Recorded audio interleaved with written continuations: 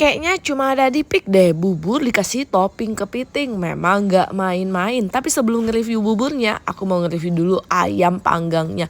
Roasted chicken di sini tuh beda banget. Kalau dipesan baru dibuatin. Jadi kebayangkan garing kulitnya. Wah gila sih, ini enak banget sih. Aku doyan banget. Ntar di akhir aku spill nama restonya. Katanya di sini spesialnya itu bubur kepitingnya. Lalu ada bihun goreng ala Sansi juga. Nah untuk buburnya ini tipikal yang bubur nggak hancur gitu, terus kepitingnya pakai kepiting fresh ya, bukan yang file-file gitulah. Enak banget deh, ini makannya bisa sampai 4 orang.